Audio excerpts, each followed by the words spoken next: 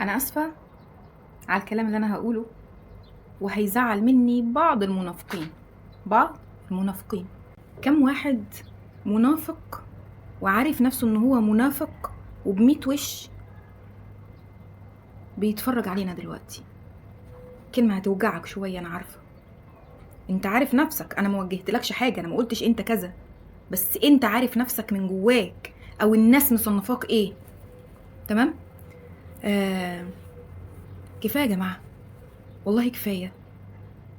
كفايه مشي ورا ترندات، وكفاية تنساقوا زي البهائم كالأنعام ورا أي حاجة. أبسطها يعني. الراجل الله يرحمه لعيب الكورة لما مات الدنيا قامت عليه، والله يرحمه كان بيعمل وكان بيسوي. طب والراجل ده لما كان عايش عملتله ايه؟ ولا اي حاجة. طلعتوا على قفاه ترند بس عشان كل الناس تدوس على الفيديو او تدوس على البوست وتتفاعل معاه اول ما تشوف اسمه وفاة الفنان كذا او اللاعب كذا. كذلك الفنان اللي توفى من كام يوم، الله يرحمهم، كل ده جوه قلوبنا وكل حاجه. تمام. الراجل ده ما قلتلوش كلام حلو ليه وهو عايش؟ كم من الناس دي ما كنتوش بتدخلوا جوه صفحته ليه وتقولوا له انت راجل كويس وانت راجل محترم وفيك وفيك وفيك والله يبارك لك وبتاع. محمد رمضان لما طلع مش حلو بس انت بقى ايه؟ ازاي يعمل كده ولا ومش عارفه ايه، وعملت نفسك مش عارفه ايه وسايب نفسك مش شايف نفسك انت بتعمل ايه. انا ما ببررش للراجل اللي عمله، بس ايه البلا بلا بلا اللي انت طالع عليها دي؟ هل هو اتأثر بحاجة؟ ما تأثرش بأي حاجة، ماشي حياته عادي، مفيش أي مشكلة، وانت اللي قعدت تحرق بنزين على الفاضي وتحرق في دمك وتقل في أدبك وتطول لسانك وهكذا. استفدت ايه؟ فيديو حد نشره مش حلو، الفيديو ده ما عجبكش فرضا، رحت انت جيت بكل قلة أدب وعدم رباية، فرحت كاتب له كومنت فيه شتايم وتعديت حدودك وقلت له كلام يجرح جدا ووجعت الراجل او البنت ايا كانت. دي شطانه نازله كده من السماء او ده شطان. مين ادالك الحق يا عديم الاحترام ان انت تدخل لحد وتتطاول عليه وانت اصلا ممكن تبقى قدامه زي الكتكوت المبلول، ما تقدرش تنطق قدامه بنص كلمه، بس انت جبان مستخبي ورا شاشه. ولو قدامه فيس تو فيس انت ما تقدرش تواجه وما تقدرش تتكلم. تقدر تقف قدام محمد رمضان وتشتمه الشتايم اللي انت كنت بتشتمها له، ولا انت جبان كنت واقف من ورا شاشه؟ ما بدافعش عن حد ولا بأيده نهائي، بس انا بتكلم على ردود الافعال. الكلب اللي الدكتور موته، ايها القاتل، ايها مش عارفه ايه. فين بتوع فلسطين يا جماعه؟ ما طلعتوش قلتوا ليه يا قاتلين يا وحشين يا مش عارفه ايه اللي بتقتلوا فلسطينيين؟ تمام. ما طلعتوش ليه قلتوا ان احنا عندنا قتل في مصر وان عندنا حالات خطف وعندنا حالات سرقه؟ وما طلعتوهاش ترند ليه على الناس اللي بتتخطف والناس اللي بتتقتل والبلطجيه اللي بتطلع كل يوم وبتقتل وبتذبح واللي قتل مراته واللي في ايه يا جماعه؟ في ايه؟ وتلاقي اصلا اللي بيدافع لك عن الحيوان ده شخص اصلا حيوان اقسم بالله. اصل ده مش بشر. اقول لك ليه؟ هو طالع بيدعي ان هو بيحب الحيوانات جدا، انا معاك، وبرضه مش بأيد الشخص اللي قتل، دي روح مهما كان حرام عليه، خلاص. بس انت ايه اللي يديك الحق انك تطلع تدعي على ابنه او بنته او حد من اهله؟ ذنبهم ايه يا عديم الانسانيه؟ انت اللي عديم الانسانيه. ان كان هو غلط مره انت غلطت مليون. هو غلط في حق حيوان، انت غلطت في حق بشر، انسان بتطلب من ربنا انه يأذي طفل صغير ملوش ذنب.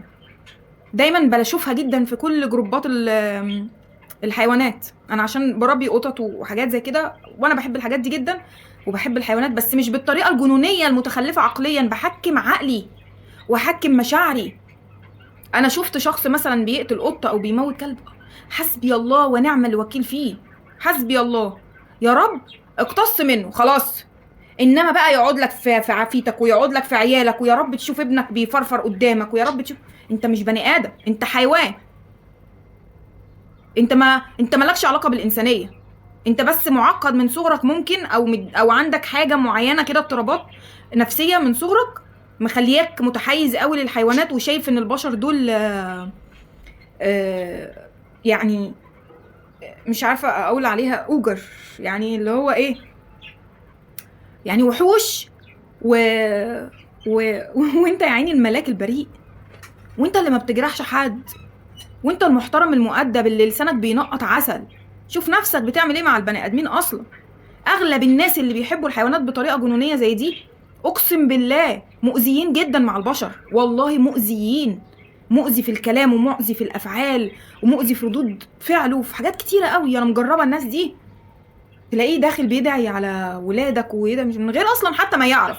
يعني انت اصلا ما تعرفش الراجل وصل الحال بيه ان هو مثلا يقتل الكلب ده ليه. ربك هو اللي يحاسب، انت يعني مش انت اللي هتحاسب، انت بني ادم، حيالله بني ادم، فربنا هو اللي عالم النوايا. لا انا بقى حكمت نفسي العمده ورحت جيت حكمت على الراجل ده انه قاتل ولازم يتحاكم ولازم يتعمل. ايه يا عم مالك؟ ما تهدى شويه، اهدى، مش كده وانتي اهدي. هو احنا بنبرر لده؟ لا ما بنبررش، بس ده حسابه عند ربنا.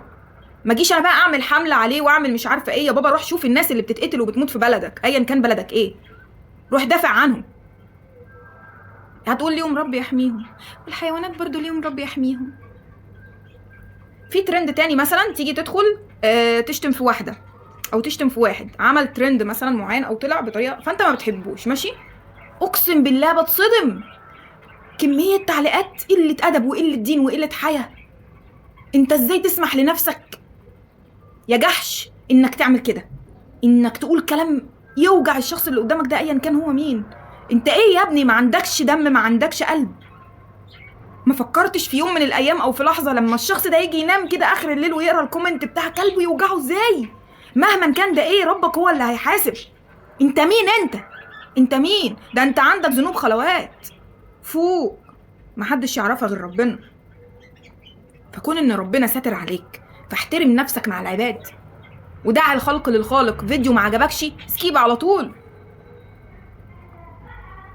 ما تتفرجش عليه، عديه. انما تدخل تقل ادبك من ورا شاشه يا ضعيف يا جاهل يا فاشل، لا. انا عن نفسي لما في فيديو ما بيعجبنيش بعديه. ممكن ما يعجبني، ممكن افعال، هو انا بايد الافعال دي؟ لا ما بايدهاش طبعا، انا مش معاها، ولكن لازم كل حاجه اديها اهميتها اللي تستحقها. بقول لنفسي ايه؟ طب ما انا من باب اولى بدل ما اطلع اتكلم عن فلان الفلاني واقول له كذا ادعي له بيني وبين نفسي، بس من باب اولى لو هطلع عشان ادافع عن فلسطين، اطلع عشان اقول ان بلدي بيحصل فيها كذا وكذا وكذا. صح؟ في اولويات. انما انت بتحب التفاهه.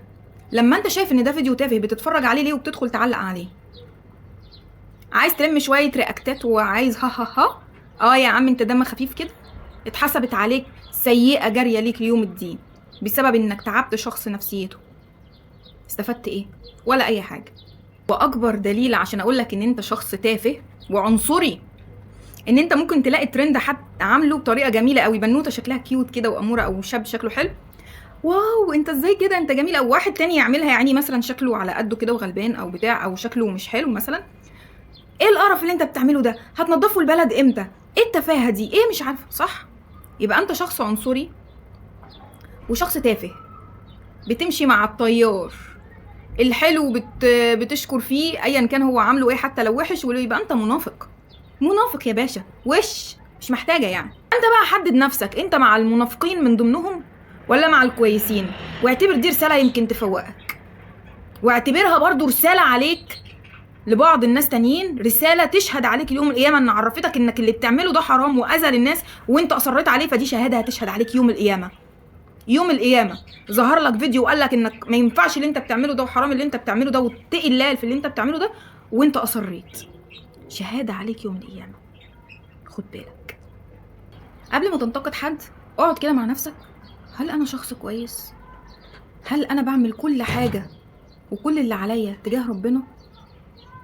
لو لقيت نفسك بسم الله ما شاء الله عليك مقطع السمكه وديلها، بخش اتكلم، وراهنك انك عمرك ما هتتكلم، لانك لو شخص عارف ربنا صح مش هتسمح لنفسك ان انت تدخل تأذي بني ادم اصلا او تقول له كلمه تجرحه او توجع قلبه. ده الموضوع بكل بساطه. انا اسفه ان انا انفعلت، بس بجد انا بشوف كم التعليقات والله بتوجع قلبي وجع. ما بال الشخص ذات نفسه يعمل ايه؟ الله يعينه، اقسم بالله الله يعينه. ده انا بفضل افكر طول الليل لما بلاقي كومنتات سلبيه ووحشه بالطريقه دي كده. ده انا لما حد بيقول لي كلمه صغيره بس على الفيديو يومي بيتقلب كله. ما بال بقى الشتيمه، يعني انتقاد، فاهم؟ ما بال بقى اللي بيتشتم واللي بيتهزق واللي انت حكمت نفسك عليه يا ابني؟ ما تشوف نفسك وشوف حالك. لقيت نفسك كويس وما شاء الله عليك، خلاص اثبت على كده واحمد ربنا. غيرك مبتلي، ادعي له ربنا يهديه، مش تدخل تفضل تقل ادبك عليه. انا اسفه ان انا طولت عليكم، واسفه بجد ان انا انفعلت، بس والله الموضوع زاد عن حده قوي. ويا رب نكون ناس عاقله وواعيين كده بجد من اللي احنا بنعمله، وما نديش الحاجه اللي بلا قيمه نديها قيمه. حسن نفسك وطور نفسك وشوف نفسك وحسن علاقتك مع ربنا الاول، وظبط دنيتك. وصدقني انت اصلا مش هتلاقي وقت اصلا تنتقد حد وتشتم حد وتروح تعمل مش عارفه مظاهره ضد مين وبتاع مين وبتاع ايه. لا يغير الله ما بقوم حتى يغيروا ما بانفسهم. معرفش التشكيل بتاعها عشان انا عارفه هلاقي تعليقات. انا اسفه يا جماعه ان انا طولت عليكم، وهكتب لكم الايه بالتشكيل على الشاشه. سلام عليكم.